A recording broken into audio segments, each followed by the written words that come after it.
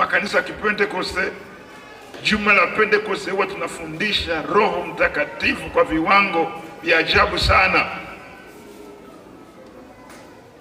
Moja, tulieleza kwamba Agano la Kale Roho Mtakatifu alikuwa kwa watu maalum, kwa kazi maalum na kwa wakati maalum, lakini sasa ni kwa watu wote, huna sababu ya kumkosa, na ni kwa kazi zote, sio kazi moja tu, alafu ni wakati wote.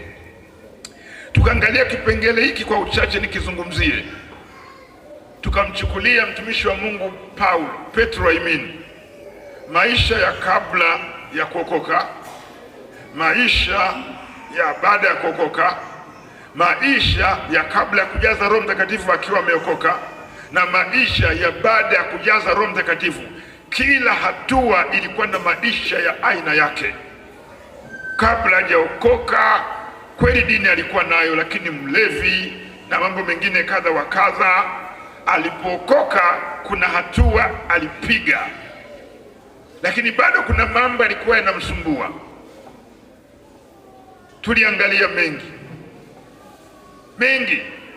Kwa mfano, zungumzie moja. Vita vyetu ni vya kiroho. Yeye anachukua panga, anataka kukata mtu, na Mungu bariki yule mtu akakwepesha. Alikuwa amelenga katikati ya kichwa, agawanishe huku na huku, yule jamaa kio likaondoka. Sisi hatupiganagi hivyo. Sisi ulimwengu wetu ni vita vyetu ni vya kiroho. Unapoomba, unaposoma neno, unapokemea adui yako, unapompeleka kwa Mungu, Mungu shughulika naye. Ni zaidi ya wewe mwenyewe kupambana. Lakini tuliangalia Hausigeri tu anamtisha mpaka namkana Yesu na maeneo mengine. Nataka niende mahala ambapo leo Roho Mtakatifu anakusudia upasikie, ujifunze na pakusaidie. Lakini angalia, baada ya kujaza Roho Mtakatifu, ni mtu wa ajabu. Alitumiwa na Mungu, alipiga injili siku moja, wakaokoka watu 1000 na miujiza ya kupita kawaida. Anaenda hekaluni, anamkuta kiwete tangu kuzaliwa, anamshika na inuka na anatembea. Jumapili ijayo kama Bwana atatujalia, nitazungumzia siri ya Roho Mtakatifu kwenye upande wa miujiza, uponyaji na ishara ambazo Mungu anaweza kazifanya kama tukijaa Roho Mtakatifu. Kwa hiyo lazima kuakisi mabadiliko ya kabla hujaokoka, baada ya kuokoka na baada ya kujaza Roho Mtakatifu. Na ukitaka komesha yote hapa kwenye ujazo wa Roho Mtakatifu, tulieleza kazi zake, lakini nieleze moja ya muhimu sana, kwamba wakati wa unyakuo ambao umekaribia sana, nguvu itakayo tunyenyua kwenda kwenye upeo wa mbingu na dunia, kwenda kumlaki Bwana mawinguni, ni nguvu ya Roho Mtakatifu. Tuliangalia maandiko, lakini tukaangalia pia alama za Roho Mtakatifu, kwamba kuna moto, kuna upepo, kuna maji, muhuri na mafuta na hua. Lakini leo nataka nizungumzie hapa kwamba huna budi kujua. Usipojua kitu muhimu wacho, unaweza ukiona cha kawaida, kumbe ni cha thamani sana. Mara kadhaa nimetoa mfano huu. Sisi Afrika, masuala ya madini tuka tunaona vitu vya kawaida. Mfano huu unafahamika pale Mwadui, Shinyanga. Wazazi wetu almasi wanachezea sumbi, anakuja mzungu anawapa shanga, yeye anabeba almasi, hawajui thamani yake. Hicho kipengele nitakieleza kifupi, alafu nitaenda eneo hili ambalo napenda limsaidie kila mmoja. Moja, umuhimu wake. Kuna maandiko matatu ambayo ya noti ya kusaidie. Kwa mfano, Mwanzo 1:1. Hii hapa nipasome kwa dakika 0. Biblia inasema hivi, Mwanzo 1:1, ili lecture iwe fupi na kwa wepesi wa uelewa. Inasema hivi, hapo mwanzo Mungu aliziumba mbingu na nchi, nayo nchi ilikuwa ukiwa tena utupu, na giza lilikuwa juu ya uso wa vilindi vya maji. Hapo Roho Mtakatifu hajatenda kazi.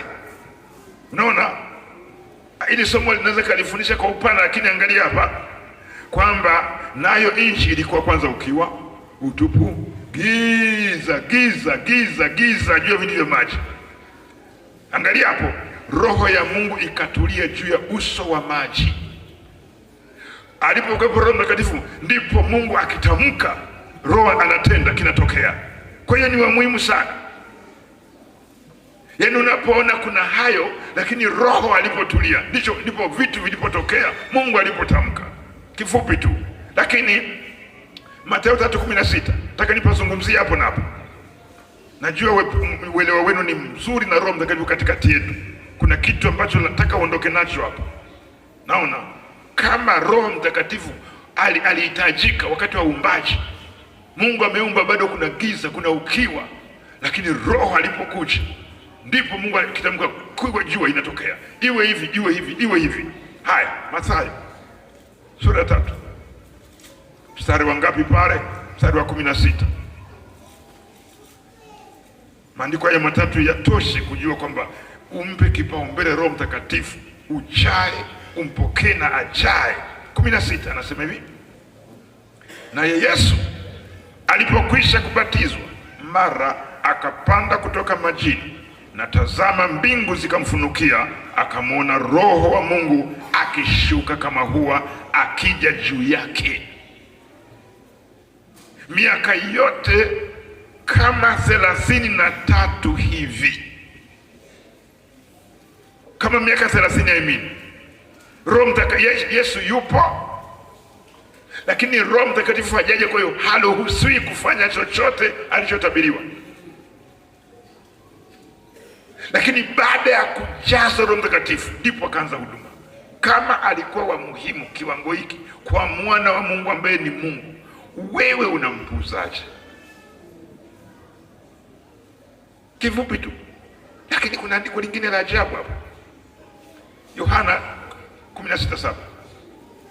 Naomba fuatilia kwa makini, utakapoendelea endelea, mimi nitakuwa namaliza, lakini sitaki nikuache mahali. 16 mstari wa 7 anasemaje Yesu? Anasema, lakini mimi nawaambia iliyo kweli, yawafaa ninyi mimi niondoke, kwa maana nisipoondoka huyo msaidizi, yani huyo Roho Mtakatifu, hata kuja kwenu, bali mimi nikienda zangu nitampeleka kwenu. Unaona, maana Yesu anawaambia sasa wazee, ndugu zangu, mimi sasa namaliza kazi, kwa nitaondoka, alafu mtamleta Roho Mtakatifu. Akasema hapana, ubaki na sisi. Unatuachacheje? Yani hamna. Kikao kikubwa ndo akaanza kuwaelezea kwamba yafani nisipoondoka huyo Roho Mtakatifu haji. Hebu nisikilize kwa makini pointi hii na uizungumza. Yapo mengi ya kujifunza hapo, lakini jifunze hiki. Yesu alijua kila jambo na wakati wake, muda wake umeisha. Lakini 2, Yesu alipokuwa hapa duniani alikuwa na mipaka. Kama akiwa Makanyagio leo hapa saa hizi Msasani wanakuwa hawanaye. Si mnanielewa? Naomba tuende pamoja. Akiwa Kalema huku tunamkosa. Kwa hiyo wale waliokuwa namuona live ndio alikuwa na haki ya kuwatendea muujiza. Hiyo ni moja ya sababu za Yesu kuambia hapana, mimi nikiwa kwenye mwili huu, rohoni niko vizuri fulu, lakini kwenye mwili huu nina mipaka. Akija huyo yeye hana mipaka. Roho Mtakatifu tunaye saizi, Msasani wanaye, Dar es Salaam wanaye, Marekani wanaye, Ukraine wanaye. Roho Mtakatifu, sema amina. Tunaelewana mpaka hapo? Tunaelewana mpaka hapo? Lakini kuna kingine ambacho nataka nikuzungumzie.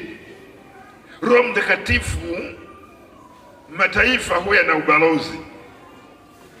hapa kidogo, sitaki nikupeleke mbali, lakini chukua kama ninavyokueleza. Ukisoma katika Korinto ya kwanza 3:16 inasema sisi ni hekalu la Mungu na kwamba Roho Mtakatifu anakaa ndani yetu. Kipengele hicho cha kueleza umuhimu wa Roho Mtakatifu, Mwanzo 1:1, Mathayo 3:16, Yohana 16:7. Yesu anasema hapana, akija yule sasa, yani lakini sasa tunaangalia hapa kwamba sisi ni hekalu la Mungu. Na ukisoma tena, umeandika Korinto ya kwanza 3:16, Korinto ya kwanza 3:16, lakini kuna Yohana 14:23. Naomba nisikilize unapoandika hapa, nipasome ili pakae vizuri. Anasema hivi 14:23, Yesu akajibu akamwambia, mtu akinipenda atalishika neno langu, na Baba yangu atampenda, nasi tutakuja kwake na kufanya makao kwake. Sikiliza hapo sasa, ili kae vizuri, niende kusoma Yohana ya kwanza 3:24. Kipengele hicho kina maandiko haya, niyarudie: Korinto ya kwanza 3:16, Yohana Injili 14:23, lakini Yohana ya kwanza 3:24. Kuna jambo naliwasilisha kwako, naomba ulikeshe, usiliachie kabisa. Ukilijua hilo utakuwa mtu wa tofauti kabisa. 3:24 nasema hivi, 3:24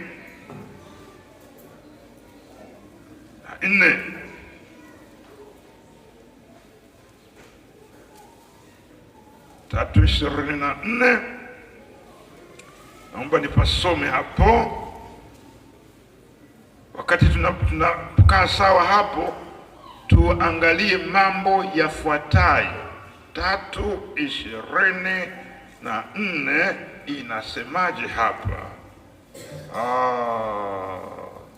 Naye azishikaye amri zake hukaa ndani yake yeye, naye ndani yake. Na katika hii, naomba zingatia, tunajua ya kuwa anakaa ndani yetu kwa huyo Roho aliyetupa. Yaani ukiunganisha haya maandiko, Korinto ya kwanza 3:16, Yohana 14:23 na Yohana ya kwanza 3:24, utajua kumbe Mungu anakaa ndani yetu kwa huyo Roho. Ukimkosa na kumekosa kitu muhimu sana. Hiyo ni kipengele cha pili. Kipengele cha tatu, sikia, bila Roho Mtakatifu wokovu wako utakuwa mgogoro. Ngoja nikuonyeshe pointi hii. Waamuzi 16:15, Delila anamwambia Samson, nieleze asili au siri ya nguvu zako. Andika tu hivyo. Nimesema Waamuzi 16:15, lakini njoo Zaburi 105:4, mtakeni Bwana na nguvu zake. Kuna jambo nataka nizungumze hapo. Mtakeni Bwana na nguvu zake. Siri ya nguvu za Samsoni ilikuwa ni Roho wa Mungu, na hakupaswa kufanya dhambi. Yeye alikuwa mnadhiri. Ndiyo maana Biblia inasema Roho wa Bwana akamujia, alimchana mwana simba kama anachana mwana mbuzi. Biblia inasema Roho wa Bwana ndio ilikuwa siri yake. Haya mambo ya mnadhiri na nini, maelezo hali ya kimfumo, lakini uhalisia, siri yake ilikuwa ni nguvu ya Roho Mtakatifu, na alipomwacha akabaki mtu wa kawaida. Ndio maana sisi tunapookoka na kujaa nguvu ya Roho Mtakatifu, hatui wa kawaida. Samson anasema nikinyolewa nywele Roho wa Bwana kaniacha, ndipo nitakuwa dhaifu kama watu. Jijue wewe sio mtu wa kawaida. Wewe tunapotamba duniani halogwi mtu hapa. Unadhani sisi ni watu wa kawaida? Na kweli halogwi mtu hapa.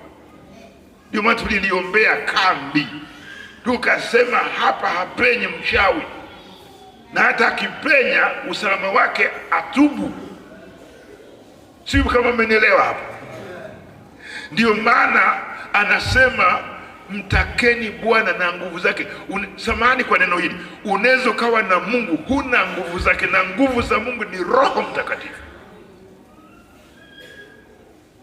Ni Roho Mtakatifu. Na bila Roho Mtakatifu ndugu, hautaweza. Hautaweza.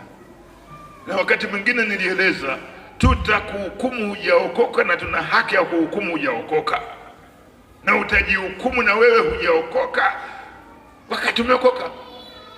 Ni kurudisha kwa Petro vile vile, kabla ya kuokoka, baada ya kuokoka. Lakini kuna mambo alikuwa anafanya mpaka siku moja akavuka mipaka. Mpaka Yesu akasema toka shetani. Amevuka mipaka. Mtu asiyejazwa na Roho Mtakatifu anaweza akazua kizaazaa, akalazimika kufukuzwa bila hekima na maongozi ya Roho Mtakatifu. Kwa hiyo naomba hili ulijue, Roho Mtakatifu ni wa muhimu sana. Moja, narudia, Mungu mwenyewe ameshaumba bado ukiwa, bado giza, mambo mifumo haisomani. Roho Mtakatifu alipokuja ndipo Mungu akaendelea na kazi kutamka. Vitu vinatokea. Bila kuwa na Roho Mtakatifu nakwambia mambo yatatuia magumu. Lakini nimekwambia Yesu mwenyewe Mathayo 3:16 alihitaji Roho Mtakatifu, ndipo akaanza kazi. Unafanyaje kazi ya Mungu na kazi za kawaida bila Roho Mtakatifu? Lakini Yesu anasema, najua mnanipenda, lakini afaa niondoke. Nisipoondoka haji. Fikiria umuhimu. Yesu sema hapana, lazima ili aje. Habari za kazi yake tulizungumzia, atatutia nguvu, anatuwezesha na mambo mengine. Lakini hapa nimezungumzia Roho Mtakatifu, nimezungumzia kipengele cha pili 3:16. Sisi ni hekalu la Mungu. Mungu anakaa ndani yetu. Anakaa ndani yetu kwa huyo Roho aliyetupa. Lakini mwisho, siri ya ushindi wetu wote ni Roho Mtakatifu.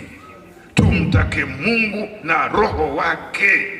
Nije kipengele ambacho nataka nikizungumzie leo. Kazi za Roho Mtakatifu tulisema sio msaidizi tu, sio mfariji tu, sio mkumbushaji tu, sio mwalimu tu, sio mshauri, sio kwamba natukamilisha kwenye kweli yote tu, na sio kwamba atahusika kwenye unyakuo tu. Pia anahusika katika maisha ya kawaida. Naomba nisome maandiko yafuatayo. Baada hapo niwe na lecture fupi, baada ya hapo tuweze kuomba. Nisome maandiko haya. Mwanzo. Au labda tuanze na Kutoka, itakaa vizuri zaidi ili kwa wepesi wa uelewa. Sidhani Roho Mtakatifu sio kwamba mimi mwenyewe nanena kwa lugha. Naposema Roho Mtakatifu kunena kwa lugha, tunaweza kusema sasa anamaanisha nini? No. Paulo anasema nanena kwa lugha kuliko nenye nyote. Kuna wakati kwenye maombi Roho Mtakatifu ananishika, naweza nikanena lisaa. Kwa hiyo ninapozungumza kwamba Roho Mtakatifu sio kunena tu kwa lugha, sio kwamba na let down ni kunena. Hapana, ana kazi zaidi ya hizo. Roho Mtakatifu sio kufariji tu, yeye ana kazi hizi pia. 31 Kutoka. Yaani zingatia kweli injili hii ya leo. Itakusaidia katika maisha yako kabisa, na kuhakikishia. Naomba nisome Kutoka 31. Kutoka 31. Biblia inasema hivi: Roho Mtakatifu anahusika hata katika shughuli za kawaida.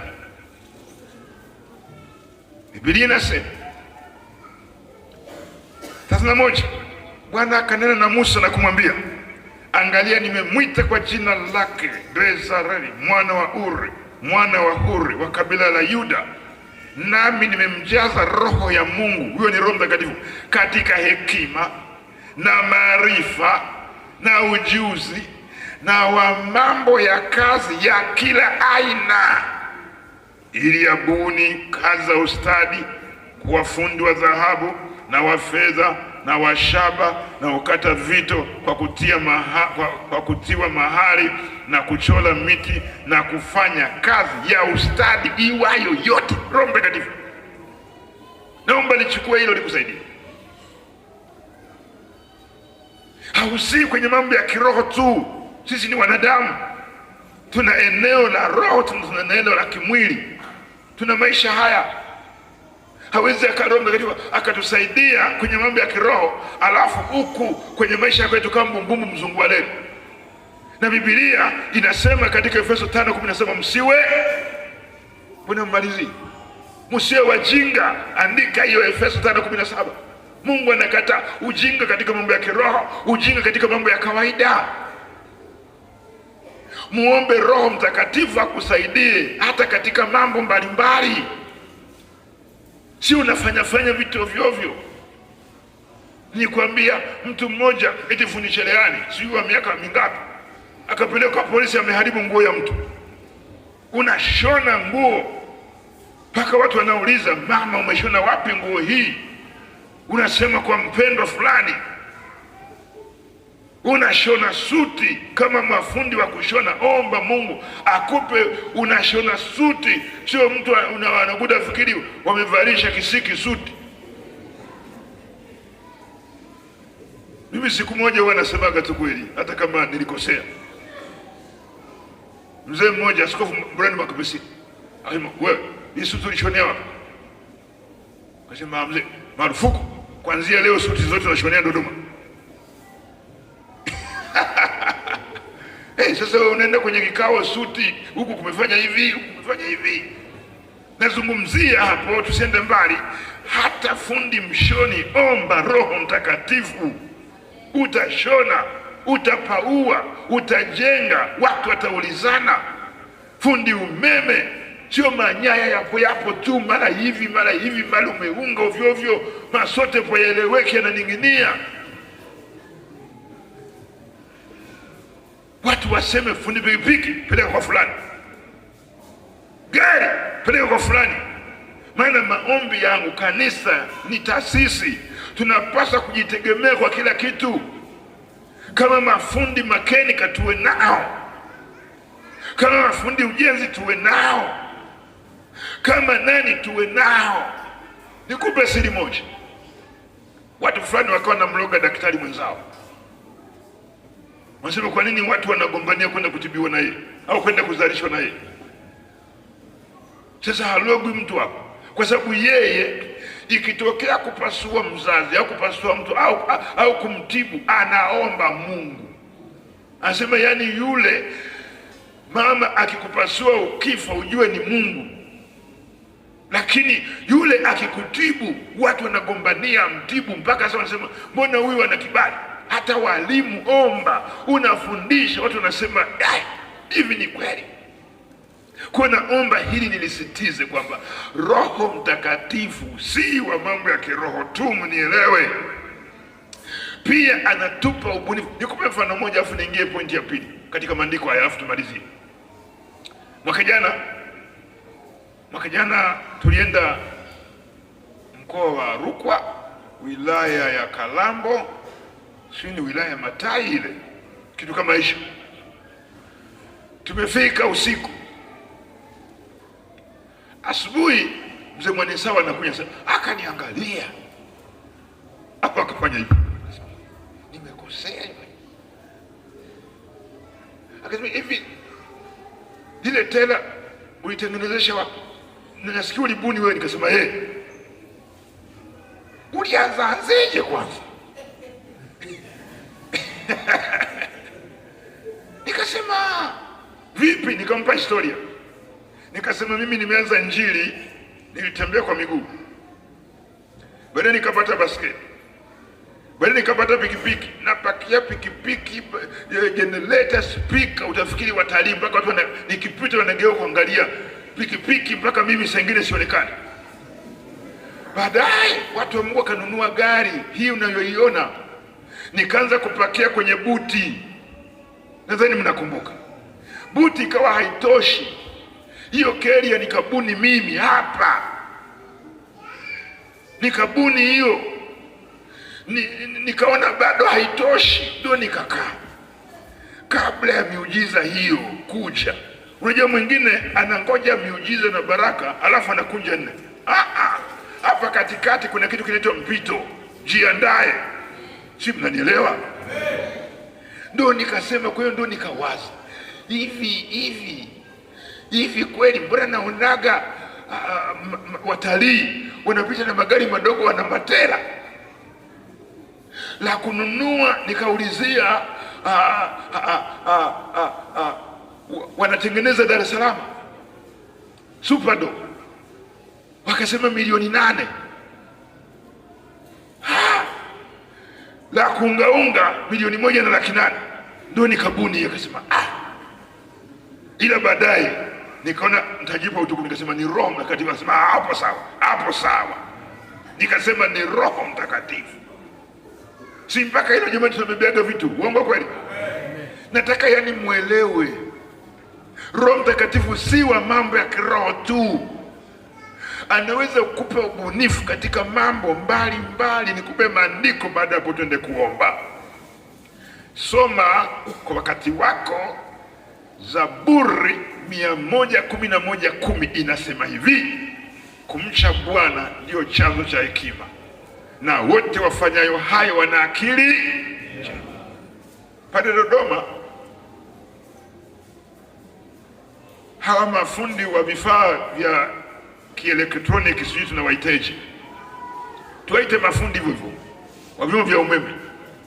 Tuna ndugu yetu anaitwa Morris, yani mabusta yaliyoshindikana Bukoba, yaliyoshindikana Mtwara, yakifika pale ni break. Hata baadhi ya busta yetu tulipeleka kwake. Roho anasema mimi naombaga tu. Sasa hapa 111:10 Zaburi, Biblia inasema kumcha Bwana. Hebu naomba kwa tunaenda kumalizia maandiko haya tuyarudie pamoja, yaingie. Unasikia kuingia? Yani yaingie. Nasema haya tuyasome pamoja. Tuyasome pamoja.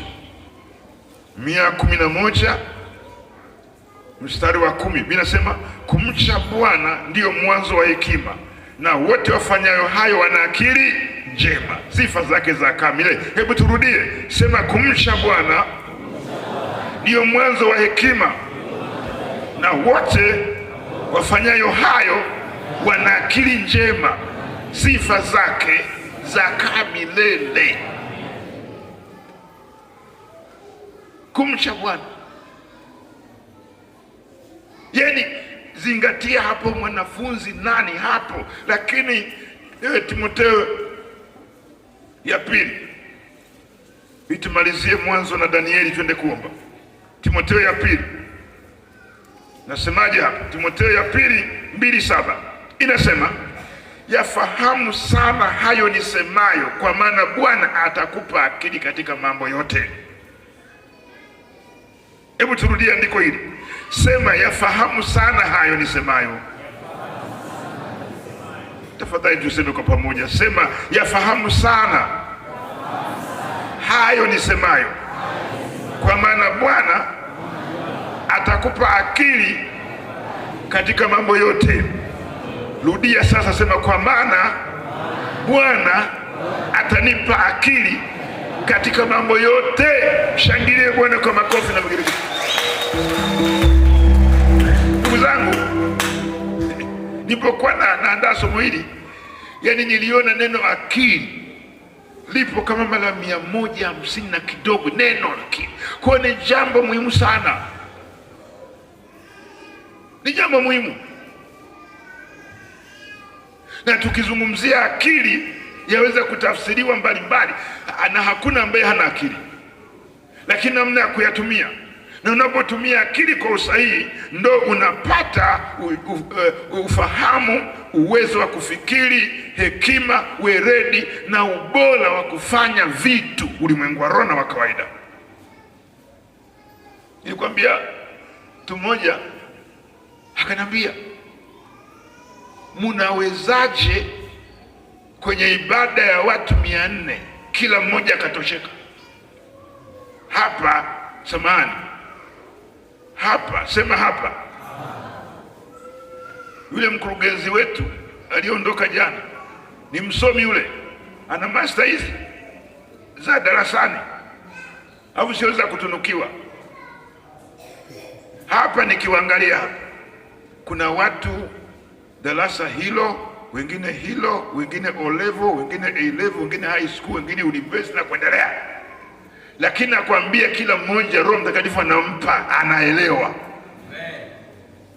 Roho Mtakatifu ni wajabu sana. Sasa anatupa akili katika mambo yote, huna sababu ya kubodonga. Mwanafunzi ng'ang'ana hapa, huna sababu ya kupata failure, huna sababu. Lia kwa Mungu, mwambie Bwana, maandiko haya ng'ang'ana nayo. Na wanawaambia hasa ambao bado mko shule ya msingi, pambana na hesabu na sayansi. Wanaogopa masomo magumu.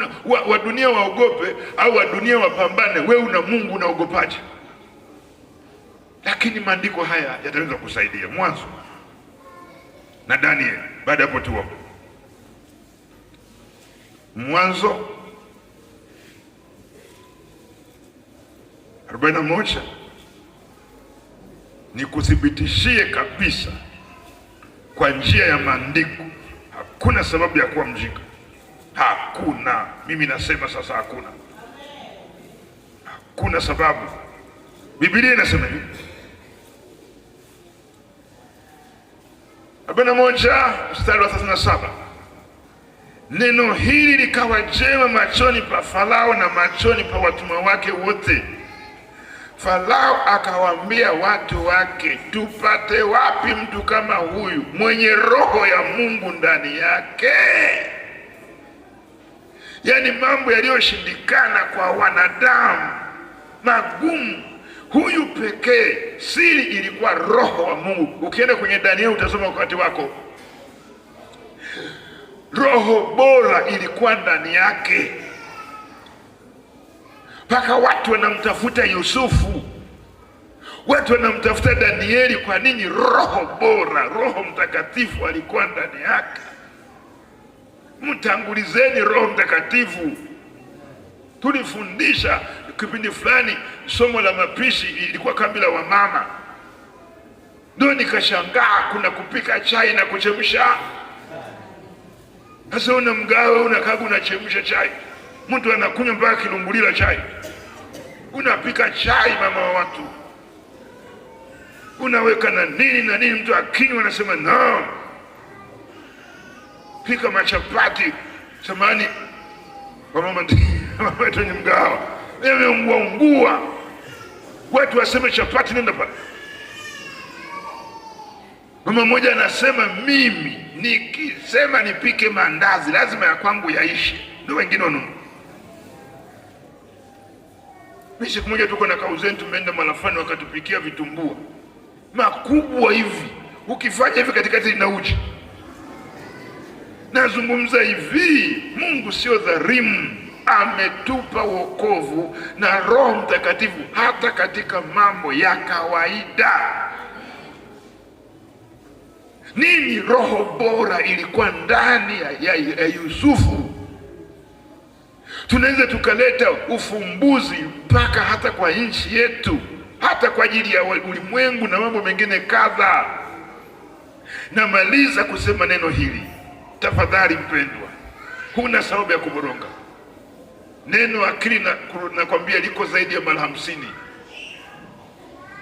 Ndio maana niliwaambia juzi, akina mama kwenye kambi wakasema kwamba si tukifundishwa Tukienda kwa wababa wanatushangaa.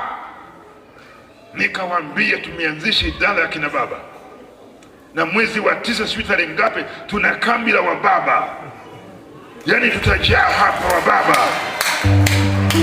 Na nimesema japo na safari nyingi, yani wababa tutafundana, tutaelekezana. Biblia inasema kaeni na wake zenu kwa sio kiroho tu. Utafunga baba kumwombea mkeo wewe, akili tu anakaa sawa, sio kwamba ana pepo. Haleluya. Akili, yani neno akili. Na kuna sehemu nyingine anasema tumieni akili wala msitende dhambi. Yani ukikosa akili una shida. Usipotumia akili utapata shida. Na shetani anacheza na ufahamu. Naomba nikueleze hilo. Korinto ya 2:4 inasema Mungu wa dunia hii amepofusha fikra. Anapofusha fikra. Mama mbabe kwenye ndoa yake, baba ngunguli kwenye ndoa yake, watoto hakieleweki, maisha magumu nini. Komesha. Roho Mtakatifu amekuja atupe akili hata katika mambo ya kawaida. Kwenye biashara yako, shuleni, kazini kwako, mtangulize Roho Mtakatifu, kila kitu kitaka sawa. Naomba tusimame kwa dakika 2 tuombe Roho Mtakatifu atujaze hekima na busara na ubunifu, atusaidie katika mambo ya rohoni, atusaidie katika mambo ya kawaida pia. Ufanye kazi ulikoajiriwa au ulikojiajiri mpaka watu washangae, huyu ni mtu wa namna gani? Utauona mkono wa Bwana. Funika macho yako, twende kuomba Roho Mtakatifu ashuke. Haleluya. Roho Mtakatifu aingilie. Yatosha kukosea mambo ya kiroho kwa ajili ya ujinga. Roho Mtakatifu aingilie katika maisha ya kawaida. Haleluya. Roho Mtakatifu, Roho Mtakatifu, Roho Mtakatifu.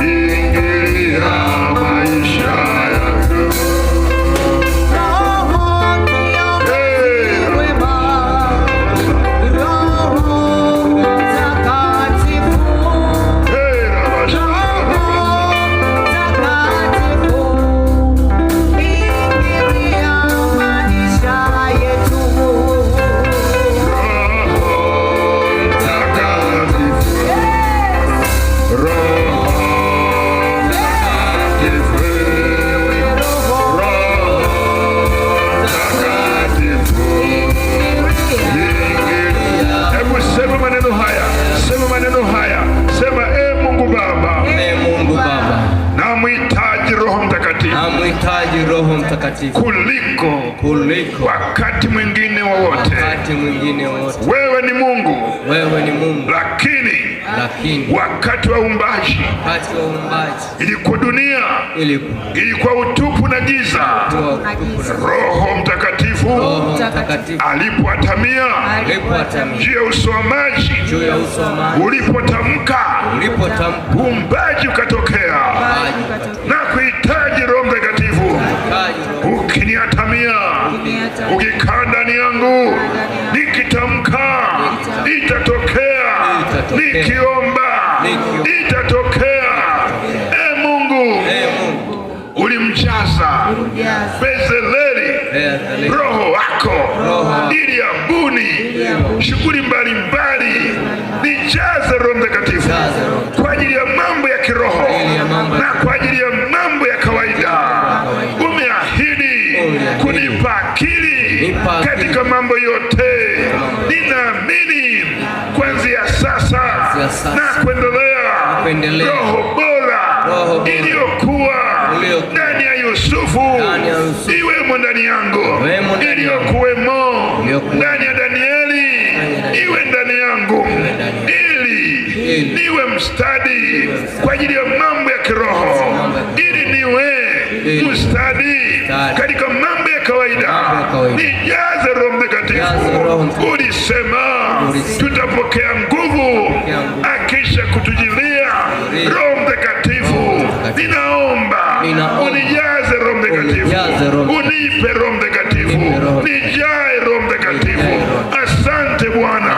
Weka mikono yako juu kama unapokea hivi, sema Bwana, naomba ahadi yangu uliahidi Roho Mtakatifu atakuja. Naomba unipe, ni wewe yule wakati wa Agano la Kale uliwajaza Roho Mtakatifu baadhi ya watu, lakini sasa sio baadhi, ni kwa watu wote, na mimi nikiwa mmoja wao. Naomba Roho Mtakatifu, nijaze Roho Mtakatifu. Anza kusema asante Yesu Kristo, asante Roho Mtakatifu, asante Yesu Kristo, asante Roho Mtakatifu. Pokea, endelea kuomba, tamka chochote, usishangae, achia kinywa chako. Roho Mtakatifu anakuja, atakusaidia katika mambo ya kiroho, atakusaidia katika maisha ya kawaida. Ninamkubali Roho Mtakatifu, yuko ndani yangu. Nimeona faida za kuwa na Roho Mtakatifu. Yako maeneo bila Roho Mtakatifu nisingepita. Roho Mtakatifu amenisaidia. Pokea Roho Mtakatifu, jaa Roho Mtakatifu, pokea Roho Mtakatifu akusaidie katika mambo ya kiroho, akusaidie katika mambo ya kawaida. Roho Mtakatifu, endelea kuomba, endelea kuomba, endelea kuomba, endelea kuomba. Pata sauti, pata sauti. Roho Mtakatifu, Roho Mtakatifu, Roho Mtakatifu, endelea kufungua kinywa chako. Mwadhimishe Bwana, mwadhimishe Bwana, mwazimishe Bwana, mwazimishe Bwana. Roho Mtakatifu namkubali, mimi ni shahidi wa kazi ya Roho Mtakatifu. Bila Roho Mtakatifu utasumbuka sana. Namwachilia Roho Mtakatifu kwako sasa. Mbingu zinafunguka. Huyo Roho Mtakatifu, huyo Roho Mtakatifu, pokea, pokea, pokea, pokea, pokea, pokea Roho Mtakatifu na moto kwa kazi maalum. Roho Mtakatifu, Roho Mtakatifu, Roho Mtakatifu, Roho Mtakatifu, Roho kwa kazi zote sasa. Roho Mtakatifu si kwa wakati maalum, wakati wote. Roho Mtakatifu ni mali yako, sio ya kupita. Pokea, pokea, pokea, pokea, pokea, pokea, pokea Roho Mtakatifu, Roho Mtakatifu, Roho Mtakatifu, Roho Mtakatifu, Roho Mtakatifu, Roho Mtakatifu, Roho Mtakatifu, Roho Mtakatifu, ahadi ya Baba. Roho Mtakatifu, Roho Mtakatifu, pokea, pokea, pokea Roho Mtakatifu, Roho Mtakatifu. Ninamkubali, ninamwamini yeye ndiye kila kitu. Sasa ndiye anayeliatamia kanisa.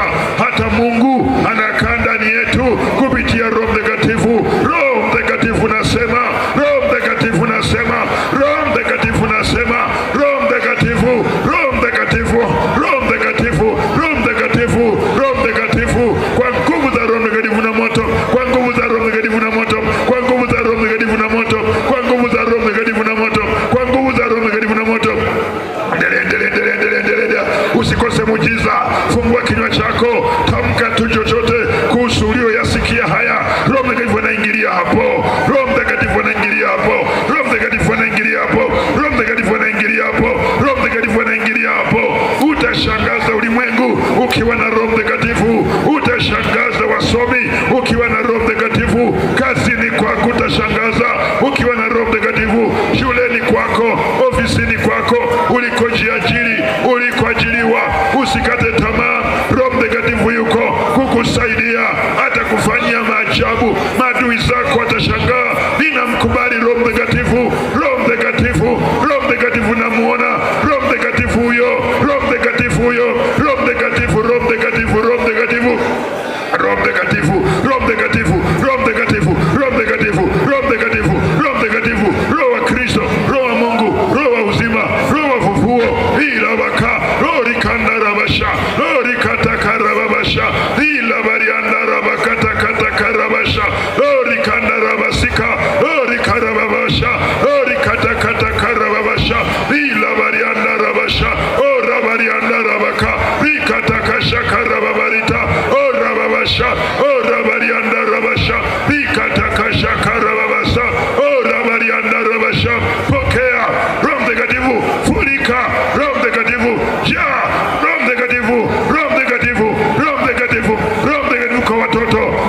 Mtakatifu kwa mabinti, Roho Mtakatifu kwa vijana, Roho Mtakatifu kwa mama, Roho Mtakatifu kwa baba, Roho Mtakatifu kwa wazee, Roho Mtakatifu kwa wote wenye mwili, Roho Mtakatifu, Roho Mtakatifu, Roho Mtakatifu, Roho Mtakatifu, Roho Mtakatifu, Roho Mtakatifu, Roho Mtakatifu, Roho Mtakatifu, Roho Mtakatifu, Roho Mtakatifu, Roho Mtakatifu, Roho Mtakatifu, Roho Mtakatifu, Roho Mtakatifu hata kusaidia mambo ya kiroho. Narudia, Roho Mtakatifu hata kusaidia hata hesabu kwenye biashara yako, hata kuonya, hata kuongoza. Roho Mtakatifu ni kila kitu. Ukimkosa Roho Mtakatifu umekosa yote. Ukimpata Roho Mtakatifu umempata Mungu Baba, umempata Mungu Mwana, umezipata mbingu, umepokea baraka na ahadi za Mungu maishani mwako. Na tamka Roho Mtakatifu juu yako sasa, pokea na ujae kwa jina la Kristo. Pokea na ujae Roho Mtakatifu kwa jina la Kristo. Pokea na ujae Roho Mtakatifu kwa jina la Kristo. Pokea na ujae Roho Mtakatifu kwa jina la Kristo. Pokea na ujae Roho Mtakatifu kwa jina la Kristo. Pokea na ujae Roho Mtakatifu kwa jina la Kristo. Pokea na ujae Roho Mtakatifu kwa jina la Kristo. Pokea na ujae Roho Mtakatifu kwa jina la Kristo. Pokea na ujae Roho Mtakatifu kwa jina la Kristo. Pokea na ujae Roho Mtakatifu kwa jina la Kristo. Pokea na ujae Roho Mtakatifu kwa jina la Kristo. Pokea na ujae Roho Mtakatifu kwa jina la Kristo. Pokea na ujae Roho Mtakatifu kwa jina la Kristo. Pokea na ujae Roho Mtakatifu kwa jina la Kristo. Pokea na ujae Roho Mtakatifu. Ikashaka rabarita o rabakashaka ekataka rababasha o rabarinda rikataka shaka rababasa o rabarinda rikataka shaka rababasa rilanda rabaka o rabakashaka rabarindo rilabarianda o rabaka ikarababasha o rabarianda rababashanda rabaka. Roho Mtakatifu na karama za Roho Mtakatifu. Roho Mtakatifu na uponyaji. Mgonjwa pokea uponyaji. Roho Mtakatifu anawafungua waliofungwa kwa Roho Mtakatifu. Uliyefungwa kifungo chochote funguka kwa jina la Yesu. Roho Mtakatifu anawatangazia mateka uhuru wao. Ukiwa mtumwa, wewe ni mtumwa, ni mateka, umetekwa eneo lolote, kwa jina la Yesu na kutangazia uhuru wako kwa jina la Yesu. Magonjwa, nguvu za giza, utasa, ugumba, roho fatirizi, magonjwa ya kiukoo, mamizimu ya kifamilia, kila ulichotamkiwa na maadui zako kwa Roho Mtakatifu na kibatilisha. Bwana ashangaze maadui zako, Bwana ashangaze ndugu zako, Bwana ashangaze kwa Roho Mtakatifu. Natamka Bwana akurejeshe kila kilichoibiwa, Bwana akurejeshe kilicholiwa na maadui na nzige na palale. Bwana apigane vita kwa niaba yako. Kisima kilichofukiwa kichowe chemchemi mpya. Mti uliokatwa uchipuke, mti mrefu ushushwe, mti mfupi uinuliwe kwa utukufu wa Mungu. Chombo kilichoharibika kitengamai, kile kilichofishwa kiuishwe. Roho Mtakatifu nasema bila mashaka rabakamba barabasha ila barinda rikataka shakara barinda rababashanda rabasa rabarika rikataka shakara babasa rikanda rabaka rabakuti kataka shakara basinda ila barinda labakusha. Wabariki wanao, watetee, wapiganie waingiapo watokapo. Ni wewe utengeneza njia pasipo na njia. Ni wewe Bwana, tunakuamini. Wakati wa amani, wakati wa vita, tunakutazama wewe Jehova. Asante kwa ibada hii. Kapasakarabashanda. Wabariki wanao, wabariki wageni tulioabudu nao, uwajalie neema na ushindi katika jina la Yesu Kristo. Ni wewe mwenye uweza.